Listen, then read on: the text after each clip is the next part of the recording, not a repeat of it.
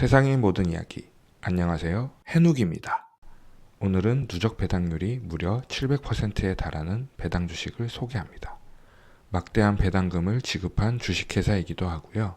전 세계 최초의 주식회사이기도 합니다. 그것은 바로 네덜란드 동인도 주식회사입니다. 지금부터 네덜란드 동인도 회사에 대해서 이야기를 풀어보겠습니다.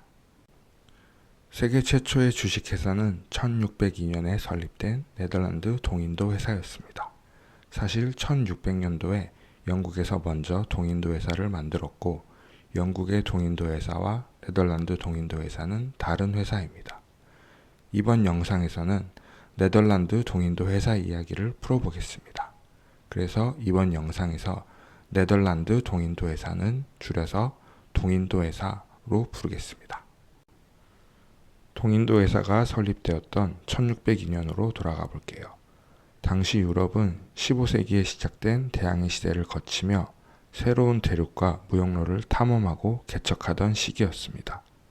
전통적인 해양 강국인 포르투갈과 스페인이 선도적으로 신대륙과 동양으로 항로를 개척해서 막대한 부를 축적하고 있었습니다. 이들의 성공은 유럽의 다른 국가들에게도 큰 영감을 주었습니다. 당시 네덜란드는 스페인으로부터 독립한 지 얼마 되지 않았기 때문에 경제적, 군사적으로 새로운 도전에 직면하고 있었습니다. 네덜란드는 북해 중심에 위치한 지리적 이점을 살려서 북해와 발트해 근교 무역을 토대로 부지런히 국력을 끌어올리고 있었는데요. 다만 근교 무역으로는 해양 강국으로의 성장에 한계가 분명했습니다. 향신료 무역으로 대표되는 동방무역에서 포르투갈 그리고 스페인과의 국력의 차이가 점점 벌어지던 네덜란드는 국가적인 돌파구가 필요했습니다. 이를 해결하기 위해 네덜란드 정부는 여러 무역회사를 통합하여 동인도 주식회사를 설립하고 자본을 모으기로 결정했습니다. 네덜란드 동인도 주식회사는 역사상 최초로 주식을 발행하여 일반 시민들에게 주식을 판매하며 대규모 자본을 확보했습니다. 이를 통해 네덜란드는 강력한 무역 선단을 만들 수 있었고 동양과의 무역로를 개척할 수 있었습니다. 동인도 주식회사의 설립은 현대적인 주식회사와 금융 시스템의 기초를 마련했습니다. 동인도 주식회사는 단순히 주식을 발행하는 것에 그치지 않고 배당금 지급이라는 개념을 도입해 투자자들에게 이익을 공유했습니다. 동인도 주식회사는 향신료 무역로를 개척하여 막대한 수익을 올렸습니다. 이 수익은 투자자들에게 약속한 대로 배당금으로 지급되었는데요. 기록에 따르면 초기 투자자들은 1650년까지 총 700%가 넘는 막대한 누적 배당금을 지급받았습니다.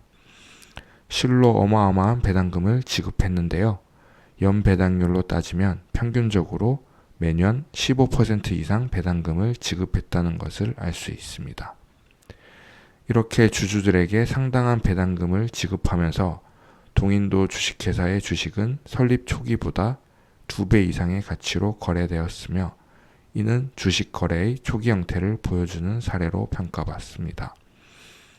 실제로 동인도 주식회사의 주식 거래를 위해 1602년에 암스테르담 증권거래소가 설립되었는데 이는 세계 최초의 상설 증권 거래소가 됩니다.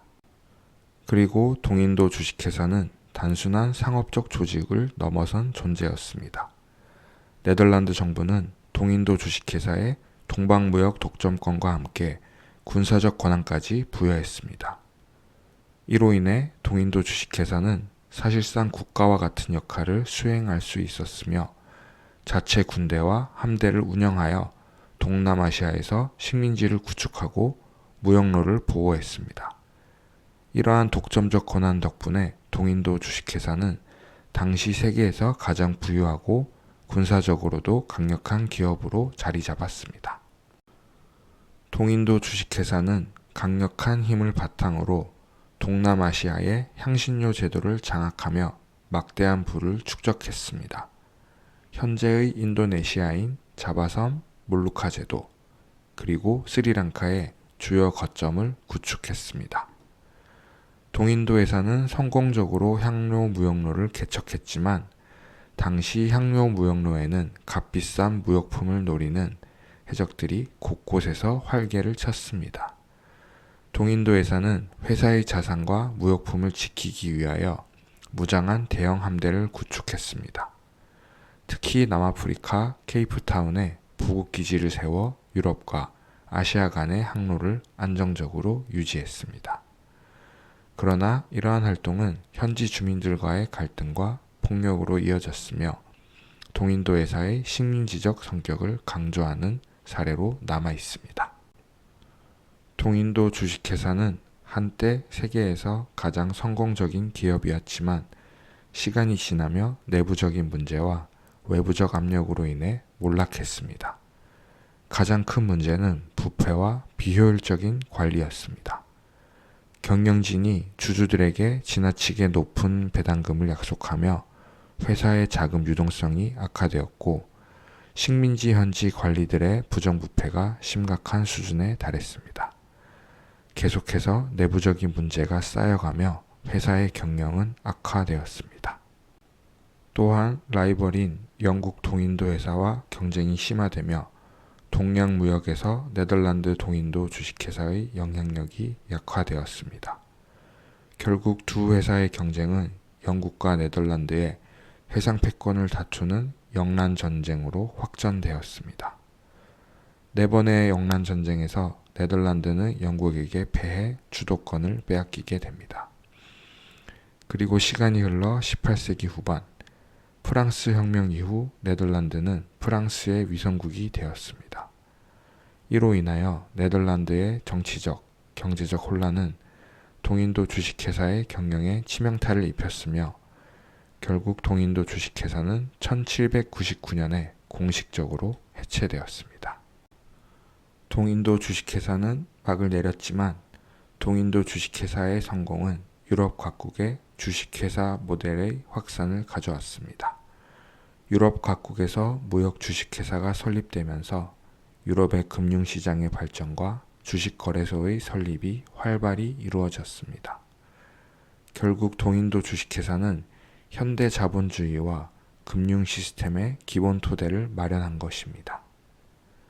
동인도 주식회사의 역사는 투자와 배당, 그리고 자본 조달이라는 개념이 어떻게 현대 금융시장에서 필수적인 요소가 되었는지 보여주는 중요한 사례입니다. 주식회사를 통한 대규모 자본 조달, 주주들에게 배당을 통한 이익 분배, 그리고 주식거래의 활성화는 모두 동인도 주식회사에서 시작된 혁신들로 평가받습니다. 네덜란드 동인도 회사는 단순히 무역회사가 아니라 현대 금융의 기반을 형성한 혁신적이고 선구적인 조직이었습니다. 오늘은 세계 최초의 주식회사이자 엄청난 배당을 지급했던 네덜란드 동인도 회사에 대해서 이야기를 풀어봤습니다. 동인도 주식회사의 성공은 단순히 경제적 이익을 넘어 주식회사와 금융시장의 태동을 알리는 계기가 되었으며 오늘날 글로벌 경제체제의 시초로 기억되고 있습니다. 오늘 제 영상 시청해주셔서 감사합니다. 다음에도 재미난 이야기를 가져오겠습니다. 감사합니다.